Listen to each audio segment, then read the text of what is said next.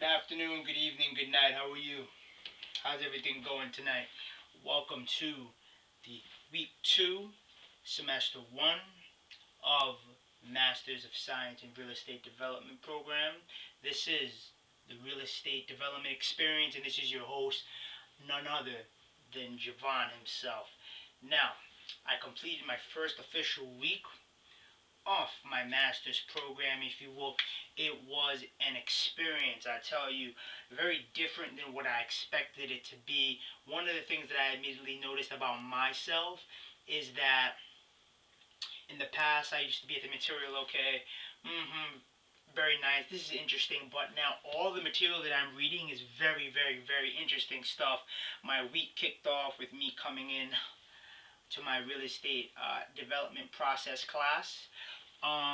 The professor, all of these professors that are teaching us, they don't teach from theory. These are people that have experience out there in the real world. These are developers, these are real estate lawyers, these are appraisers, these are people in the industry. So effectively what they're giving us is not only theory but practicality, if you will. So back to Monday with my first class, a development process class, which I just got finished doing a homework on. I'm doing basically a 2-page report.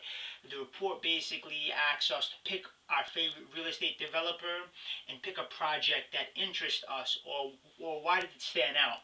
So the person that I chose was George Perez, right?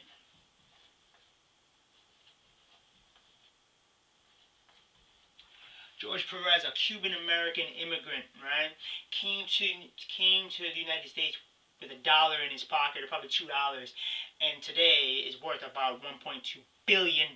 That's how much he made with real estate. So you could see the potential to earn this much money in this industry, or in this program that I'm doing.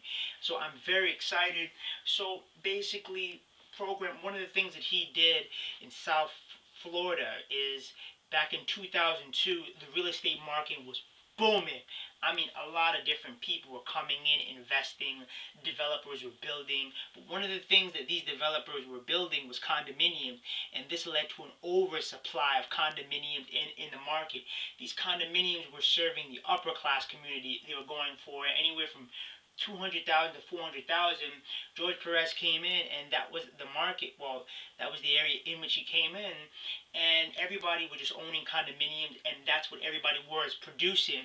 And he, instead of relocating someplace, he chose to stay in Miami, South Florida. And what he did was he provided lofts, right? Lofts. These lofts, they targeted the middle class market. They targeted the people like the doctors, the teachers, the people who, they were middle class, if you will. So this led to a target market of about $100,000 to $200,000, and effectively he was able to make a lot of money because of finding a niche. That's what we say in this industry. I figure when I get out there and when I start, one of the things that I'll do, the first thing I'll do is I'll start out with affordable housing, Section 8. What I wanted to do, as I said in my undergrad program teaching, I wanted to take the money I was making teaching and put it out there in the market. Stay here in my room and buy real estate. That was the ultimate goal. And it's evolved into this now.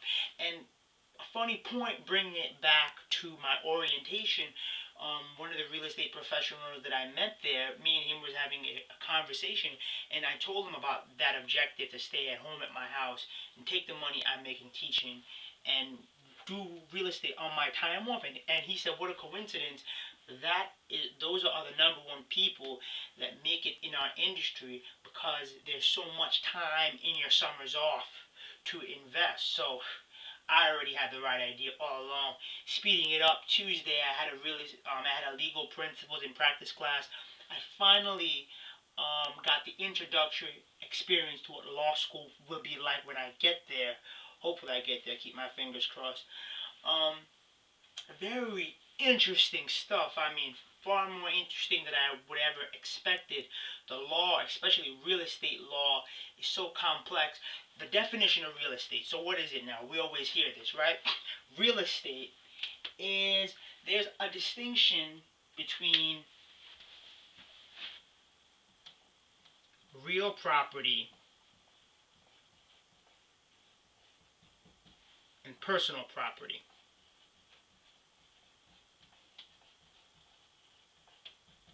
So we have this thing called real estate. Real estate is basically fixtures that is fixed to the land. So basically you look at a piece of property, you have the house, you have the fence, and then you have trees and any other things. That is real estate, right? A mailbox would be something personal property. So this distinction, it's a fine line. If you can pick it up and carry it away, it's not real estate, it's personal property. If it's permanently fixed to the land, that is what it's called, real property, hence real estate. Very interesting class, like I said, in the three things that we learned, the different types of contracts that is issued when it comes to real estate. It's easements, a lease, and a license. A license and a lease, they're basically one and the same, except a lease, there's no specified contractual period of time. The contract could be terminated at any point in time. So if you're going to rent out to somebody, and if they have, let's say a lease, if you will, a license, you can terminate their residence is terminated at any point in time. If they have a lease, the landlord is bound pending extra circumstances, like if they're disruptive to the neighbors or anything like that, the landlord is bound to lease out that property for that period of time. Now, an easement, which is very interesting, sometimes you'll have, let's say for example, two properties that kind of intersect, and one person may need to get to their piece of property in an easier way, if you will. So a contract is drawn up by a real estate lawyer called an easement.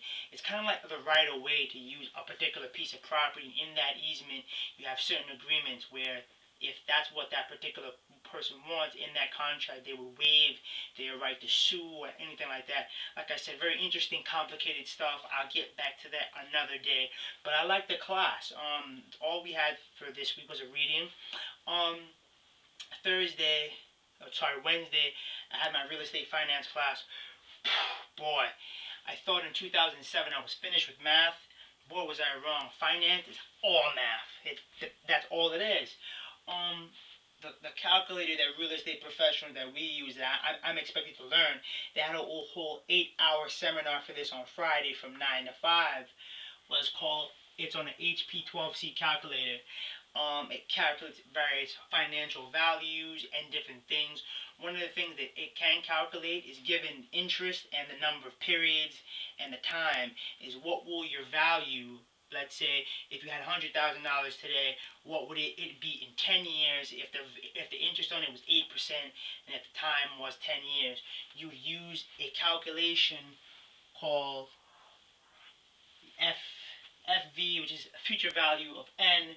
N is the time equals PV, past value, 1 plus I, which is I the interest, to the N power.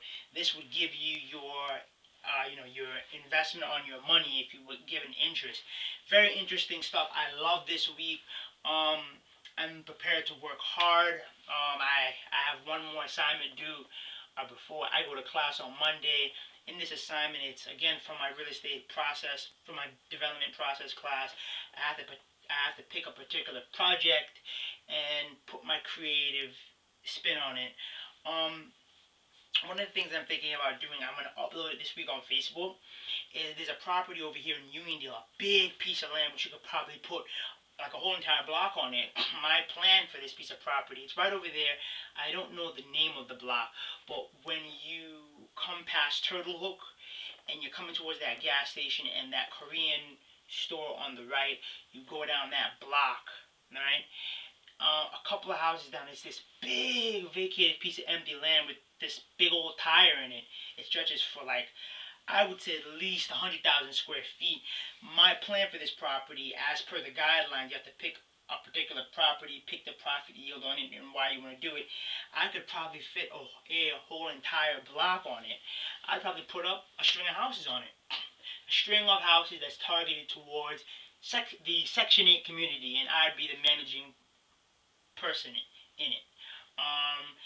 The bank would probably, I would probably have to put the property before the banks, the investment banks, on who to want to invest with on the project. They would finance it between, let's say, the parameters of 70 to 85,000, 70 to 85%. The others would be from like private investors, and these houses would be targeted towards Section 8, the Section 8 block, if you will, or affordable housing. So that's like my rough outline. I'm having a lot of fun. I have work in the morning. Thank you for watching my show. Continue to support me, and you've just been experienced, baby. Thank you.